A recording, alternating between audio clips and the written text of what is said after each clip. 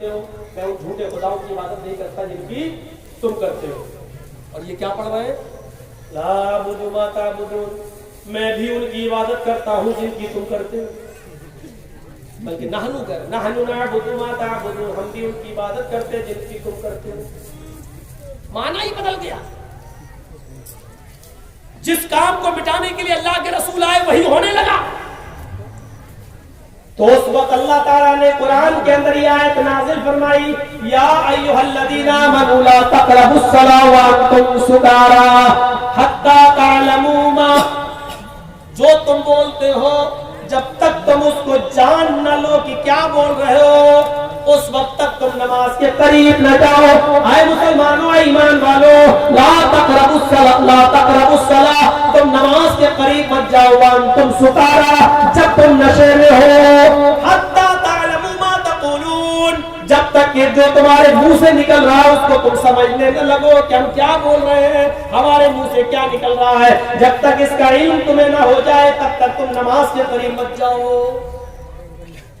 منع کر دیا، نشے میں ہو تو نماز کے قریب نہ. لیکن حرام ادھر بھی نہیں ہوئی،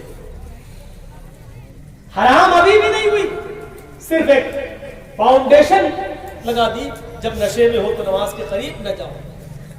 لیکن ایک مرتبہ انصار و مہاجرین کی محفل سجی، مکے کے مہاجر اور مدینے کے انصار دونوں کی ایک محفل سجی، اور محفل سجنے کے بعد کھان پان ہوا اور دونوں میں شراب کا دور چلا. انصاریوں نے بھی شراب پی اور مکے کے مہاجروں نے بھی شراب پی. اب شراب پینے کے بعد جب نشے میں آ گئے، جب سب نشے میں آ گئے تو انصاری مہاجروں کو گالی دینے لگے اور مہاجر انصاریوں کو. مہاجر کہنے لگے، اے دیکھو یہ انصاری ہے، ہم تم سے افضل ہیں، ہم قریشی ہیں، اللہ کے رسول ہمارے اندر پیدا ہوئے ہیں، ہم سب سے اونچے خاندان کے ہیں، ہم سید ہیں، ہم ہاشمی ہیں. ادھر انصاری بھی شراب کے نشے میں دھوتے، وہ کہنے لگے، اے بھوکے تھے، ننگے تھے، پھٹیچر تھے، کچھ نہیں تھا تمہارے پاس، مکے میں خالی ہاتھ آئے تھے، ہم نے تمہیں رہنے کو جگہ دی ہے، تم بھوکے تھے کھانا ہم نے دیا ہے، تم پیاسے تھے پانی ہم نے دیا ہے، تم ننگے تھے کپڑا ہم نے دیا ہے، اپنی بیٹیوں کی شادی ہم نے تمہارے ساتھ کی ہے، تم فقیر تھے فقیر، ہم تم سے افضل. اوہو، جب یہ باتیں اٹھنے لگی انصاری مہاجروں پر اور مہاجر انصاریوں پر، ایک دوسرے پر، سب سے بڑا ہم تم سے اونچے، ہم تم سے اونچے. اللہ کے رسول تو اسی چیز کو مٹانے آئے تھے کہ کوئی کسی بڑا نہیں کوئی چھوٹا نہیں ہے، اس کو مٹانے آئے. اور یہ کیا ہو رہا ہے؟ جب یہ چیز انصار و مہاجرین کے درمیان ہوئی تو حتمی طور پر یہ آیت نازل ہوئی اور قرآن نے شراب کی حرمت کا اعلان کر دیا. انما الخمر والمیسر والانصاب والازلام رجس من عمل الشیطان فاجتنبوه لعلکم تفلحون. لوگوں، آج شراب اور جوا والانصاب بتوں کے نام پر چڑھا گئے، والازلام اور پاسے، رجس من عمل الشیطان، یہ سب شیطان کے عمل ہیں، شیطانی کام ہے. فاجتنبوہ، آج کے بعد اس کو چھوڑ دو، اس سے بچو. لعلکم تفلحون، اگر تم کامیاب ہونا چاہتے ہو. آج بالکل شراب کی حرمت کا اعلان کر دیا، اتنے دور سے گزرنے کے بعد شراب کی حرمت کا اعلان کر دیا. اس کو تمام برائیوں کی جڑ کہا ہے، تمام برائیوں کی جڑ. میرے پیارے ساتھیوں، ان کی سزا کے بارے میں اگر آپ غور کریں اور زمانے ماضی کے اگر واقعات کو پڑھیں تو ہمیں پتہ چلے گا. حضرت قدامہ کا واقعہ آپ کو یاد ہوگا. صحابی ہے، حضرت قدامہ نے بیماری کی حالت میں، سخت بیمار تھے اور بیماری کی حالت میں شراب ملی. چلو نیند آ جائے گی، برداشت نہیں ہو رہا تھا ان پر، تکلیف برداشت نہیں ہو رہی. اور سنیے، یہ واقعہ جھنجھوڑ دے گا شراب پینے والوں کو اگر ان کے اندر کچھ غیرت ہوگی تو. حضرت قدامہ نے، قدامہ ابن مظعون تکلیف میں کرا رہے، شدت طبیعت خراب ہے، کچھ زیادہ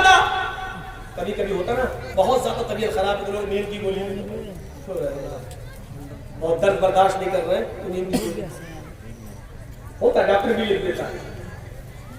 یہی کیا حضرت قدامہ نے، سخت طبیعت خراب، اور انہوں نے طبیعت خراب ہونے کی وجہ سے انہوں نے تھوڑی سی شراب پی لی کہ نیند آ جائے گی، تھوڑا سکون مل جائے گا. جیسے انہوں نے شراب پی اور سو گئے، حضرت ابو ہریرہ رضی اللہ تعالیٰ عنہ نے اور کچھ بڑے بڑے صحابہ نے یہ رپورٹ کر دی حضرت عمر کو. امیر المومنین سخت بیماری کی وجہ سے، تکلیف برداشت نہ کرنے کی وجہ سے حضرت قدامہ نے شراب پی لی.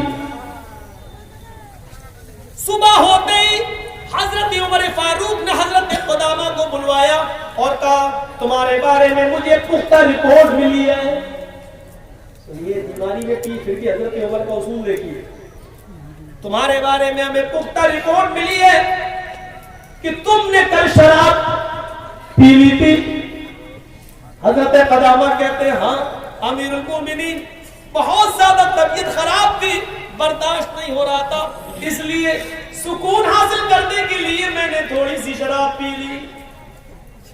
حضرت عمر کہتے شراب پینے والے کی سزا یہ ہے کہ اس کو 40 کوڑے مارے جائیں گے، 40 کوڑے کھانے کے لیے تیار رہو.